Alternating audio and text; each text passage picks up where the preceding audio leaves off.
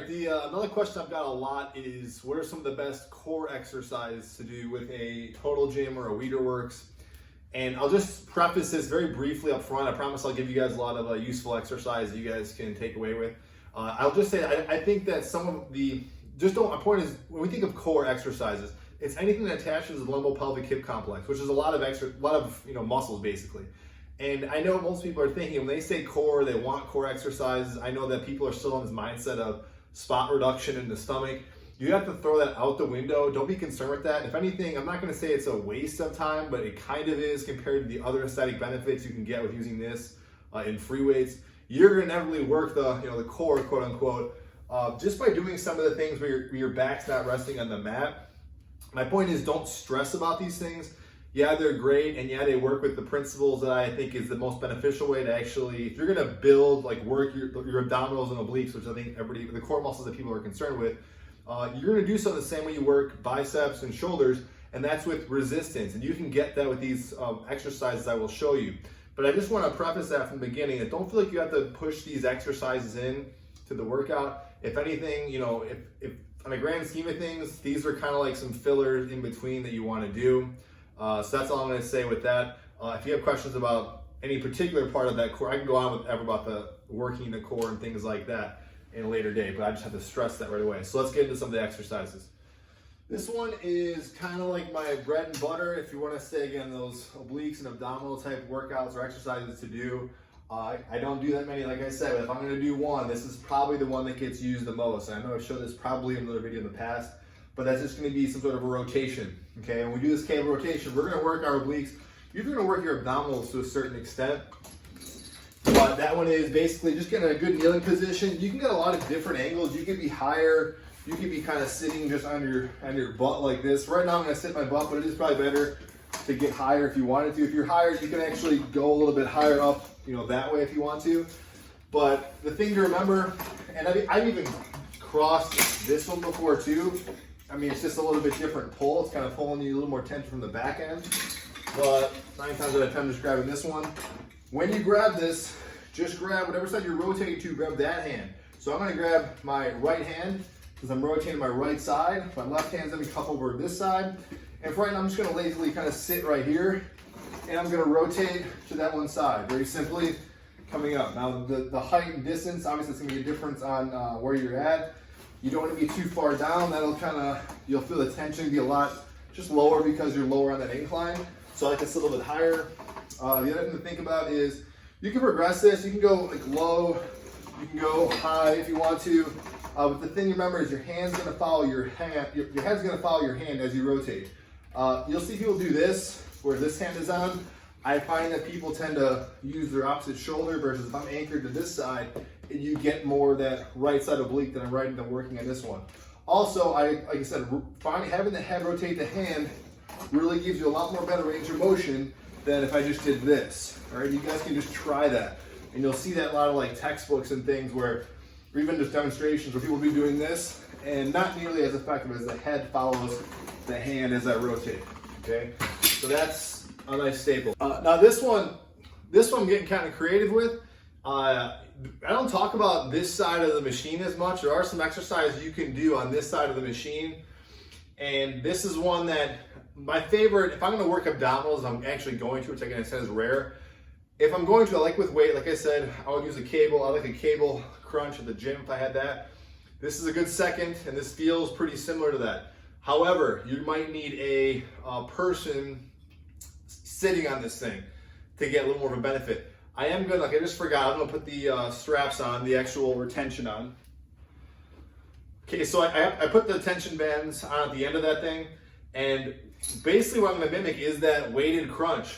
Notice that I don't have that much resistance here, but I have enough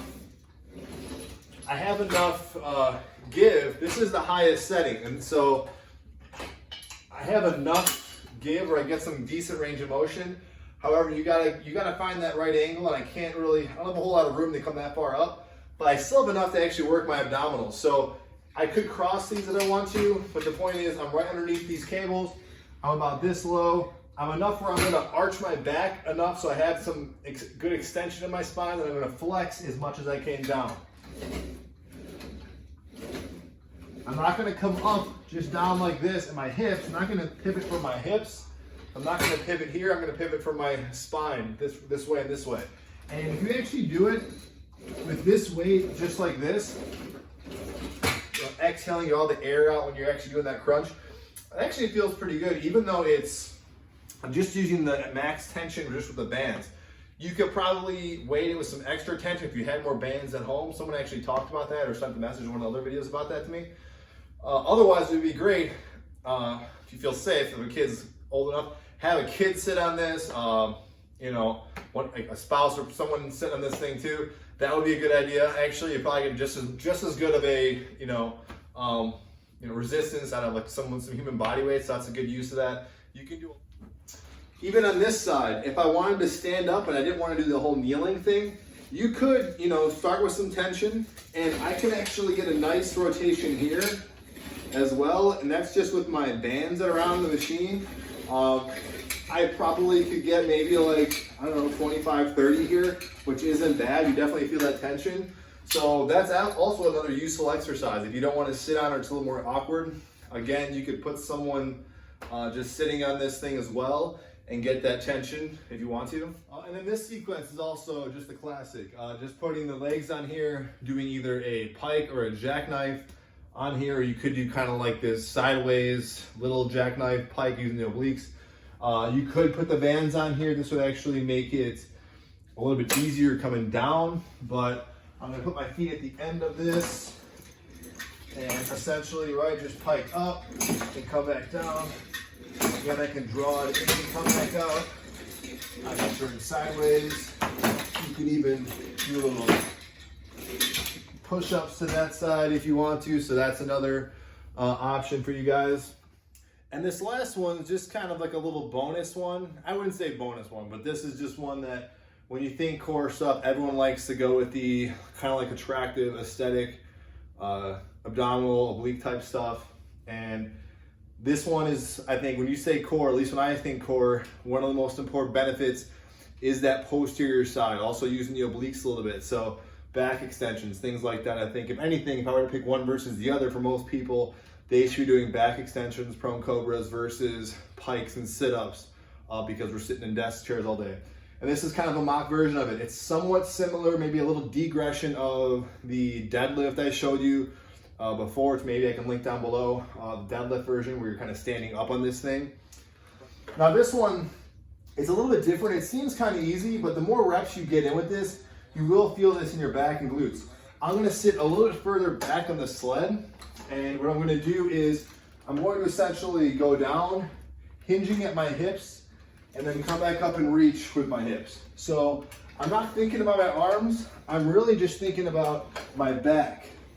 Okay, so I'm just kind of bending at my hips, and all that extension is coming from my glutes, a little bit of hamstrings, but my lower back is where I'm trying to feel this. My hands are just acting as the anchor to the weight, okay? And I would do this for definitely a high rep range, depending on who you are.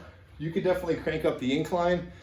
I know most people are looking at it like, oh, that seems like a boring exercise, but to be honest, for most people, that's probably gonna help if you have any kind of lower back pain, things like that, just to help strengthen the back. So I know that wasn't a lot. I could probably have thrown in a lot more extra little fluff to there.